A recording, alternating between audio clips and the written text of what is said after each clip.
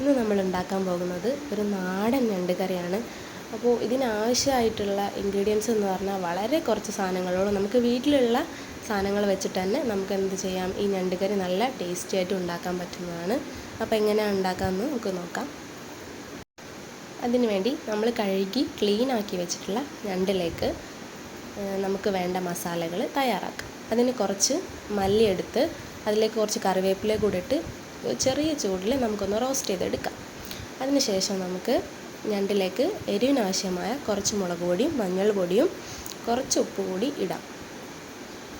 അതിനുശേഷം നേരത്തെ നമ്മൾ റോസ്റ്റ് ചെയ്ത് വെച്ച മല്ലി നമുക്കൊന്ന് പൊടിച്ചെടുക്കാം. പിന്നെ നമുക്ക് ഇതിലാവശ്യമായിട്ട് 4 സവാളയും ഇഞ്ചിയും വെളുത്തുള്ളിയും പച്ചമുളകാണ് വേണ്ടത്. പച്ചമുളക് ഒരു 4 എണ്ണം നിങ്ങളെ എരിവിനനുസരിച്ചൊക്കെ എടുക്കാം. പിന്നെ ഞണ്ടിൻ്റെ ക്വാണ്ടിറ്റി അനുസരിച്ച് നമുക്ക് അതൊക്കെ ചേഞ്ച് ചെയ്യാൻ പറ്റുന്നതാണ്. പിന്നെ സവാള നന്നായിട്ട് കട്ട് ചെയ്തതിന് ശേഷം നമുക്ക് പച്ചമുളക് കൂടി അരിഞ്ഞെടുക്കാം. നല്ല എരിവുള്ള പച്ചമുളകാണെങ്കിൽ ഒരു 3 എണ്ണമൊക്കെ മതിയാവും. ഞങ്ങൾ കുറച്ച് സ്പൈസി ആയിക്കോട്ടെ വിചാരിച്ച് ഈ ഞണ്ടിലേക്ക് കുറച്ചുകൂടി ഉപ്പൊക്കെ പിടിക്കണമെങ്കിൽ എരിവും ഒക്കെ ഉണ്ടെങ്കിൽ ഒരു ടേസ്റ്റ് ഉണ്ടാവുള്ളൂ. അപ്പോൾ നമുക്ക് അതിനനുസരിച്ച് പച്ചമുളകിൻ്റെ എണ്ണം കൂട്ടാവുന്ന കുറയ്ക്കാവുന്നൊക്കെ ആണ്. പിന്നെ നമുക്കിതിലേക്ക് ഒരു 4 തക്കാളി കൂടെ വേണം. നല്ല പഴുത്ത തക്കാളി എടുക്കാൻ ശ്രമിക്കണം. എന്താണ് ടേസ്റ്റ്.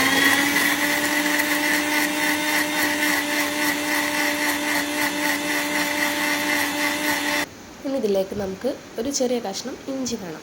ഇഞ്ചിയും വെളുത്തുള്ളിയും ജസ്റ്റ് നമുക്കൊന്ന് ചതച്ചെടുക്കാം. പേസ്റ്റ് ആയിട്ട് നമുക്ക് കിട്ടും, പക്ഷേ ഇതിന് കുറച്ചുകൂടി ടേസ്റ്റ് ഉണ്ടാവാം നമ്മൾ ചതച്ചിടുമ്പോൾ.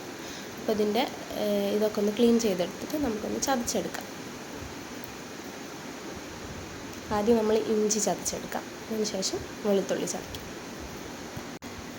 ഈ വെളുത്തുള്ളിയും ഇഞ്ചിയൊക്കെ ഒന്ന് ജസ്റ്റ് ചതച്ചെടുത്താൽ മാത്രം മതി. അതിൻ്റെ ഒരു ഫ്ലേവർ നന്നായിട്ട് കിട്ടണമെന്നുണ്ടെങ്കിൽ നമുക്ക് ജസ്റ്റ് ഒന്ന് നല്ല ചതച്ചിട്ടാണ് ഇതിലേക്ക് വേണ്ടത്. ഇഞ്ചി നന്നായിട്ട് ചതച്ചെടുത്ത് ഇനി നമുക്കിതിലേക്ക് വെളുത്തുള്ളിയാണ് ആവശ്യമായിട്ടുള്ള ഒരു 10 15 വെളുത്തുള്ളിയാണ് നമ്മളിതിനാവശ്യമായിട്ട് എടുത്തിട്ടുള്ളത്. ഇത് നന്നായിട്ട് നമുക്ക് ചതച്ചെടുക്കാം.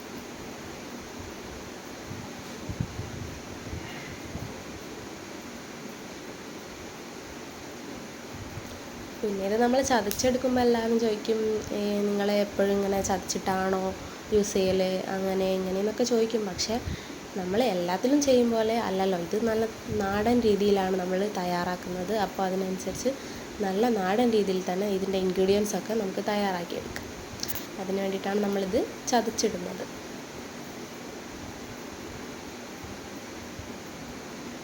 നന്നായിട്ട് ചതക്കിയെടുക്കാം. ഇനി നമുക്ക് സ്റ്റൗ ഓണാക്കി ഒരു പാത്രം വെച്ചെടുക്കാം. അതിലേക്ക് ആവശ്യമായിട്ട് കുറച്ച് വെളിച്ചെണ്ണയാണ് നമ്മൾ ഒഴിച്ചു കൊടുക്കുന്നത്. നമ്മളിവിടെ വെളിച്ചെണ്ണയാണ് കൂടുതലായിട്ട് യൂസ് ചെയ്യുന്നത്. അപ്പോൾ നമുക്ക് ഇതിലേക്ക് കുറച്ച് ഉലുവ ചേർക്കാം. വളരെ കുറച്ച് മാത്രം മതി. ഇനി ഉലുവ ഒന്ന് ജസ്റ്റ് ഒന്ന് മൂത്ത് വരുമ്പോൾ, നന്നായിട്ട് കരിഞ്ഞു പോകരുത്, ജസ്റ്റ് ഒന്ന് മൂത്ത് വരുമ്പോൾ നമുക്കിതിലേക്ക് സവാളയും പച്ചമുളകും അരിഞ്ഞത് കൂടി ചേർത്ത് കൊടുക്കാം.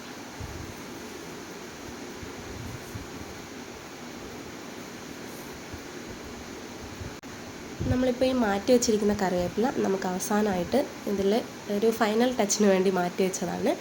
അപ്പോൾ അത് നമുക്ക് അവിടെ മാറ്റി വെക്കാം.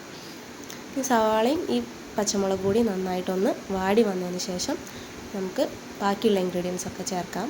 അപ്പോൾ നമുക്ക് ഈ സവാളയും ഈ പച്ചമുളകും ഒന്ന് വാടാൻ വേണ്ടിയിട്ട് നമുക്കിതിലേക്ക് കുറച്ച് ഉപ്പ് ആവശ്യമുണ്ട്. ജസ്റ്റ് ഒന്ന് വാടി വരാൻ വേണ്ടിയിട്ട് കുറച്ച് ഉപ്പിട്ട് കൊടുക്കാം. ഉപ്പിട്ട് കൊടുത്തതിന് ശേഷം നമുക്കിത് നന്നായിട്ട് മിക്സ് ചെയ്ത് കൊടുക്കാം. നന്നായിട്ട് ഇളക്കി കൊടുക്കാം. എന്നിട്ട് നമുക്കിത് അടച്ച് വെച്ച് കുക്ക് ചെയ്യാം. നമ്മളൊരു കാര്യം പ്രത്യേകം ശ്രദ്ധിക്കണം, തീ നന്നായിട്ട് കുറച്ച് വെച്ചതിന് ശേഷം വേണം നമുക്കിത് അടച്ച് വെച്ച് കുക്ക് ചെയ്യാൻ വേണ്ടിയിട്ട്, അല്ലെങ്കിൽ ഇത് കരിഞ്ഞു പോകാനുള്ള ചാൻസ് കൂടുതലാണ്. അപ്പം നമുക്കിത് അടച്ച് വെച്ച് ഒരു 5 മിനിറ്റ് കഴിഞ്ഞിട്ട് നോക്കാം. 5 മിനിറ്റ് കഴിഞ്ഞതിന് ശേഷം നമുക്ക് ജസ്റ്റ് ഒന്ന് തുറന്ന് നോക്കിയിട്ട് ഒന്നുകൂടി ഒന്ന് ഇളക്കി കൊടുക്കാം. ഇനി നമുക്ക് നമ്മളിതിലേക്ക് വേണ്ടി ചതച്ച് വെച്ച ഇഞ്ചിയും വെളുത്തുള്ളിയൊക്കെ ചേർത്ത് കൊടുക്കാം. എന്നിട്ട് നന്നായിട്ട് മിക്സ് ചെയ്യാം.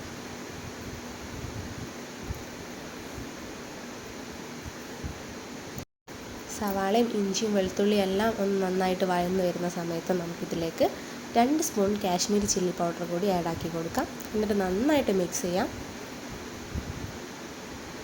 പെട്ടെന്ന് തന്നെ മിക്സ് ചെയ്യണം, കരിഞ്ഞു പോകരുത്. നന്നായിട്ട് മിക്സ് ചെയ്ത് കൊടുക്കാം. നന്നായിട്ട് മിക്സ് ചെയ്തതിന് ശേഷം നമുക്കിതിലേക്ക് ബാക്കി പൊടികൾ കൂടി ചേർക്കാം.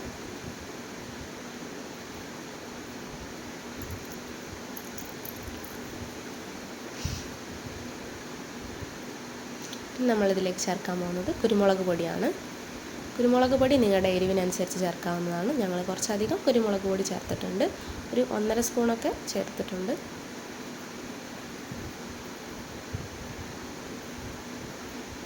ഞങ്ങൾ കുറച്ച് സ്പൈസി ആയിട്ട് ഉണ്ടാക്കുന്നത് കൊണ്ടാണ് കുരുമുളക് പൊടി അത്ര ഇട്ടത്. നിങ്ങൾക്ക് അതിൽ വേണമെങ്കിൽ കുറച്ച് കുറയ്ക്കാവുന്നതാണ്.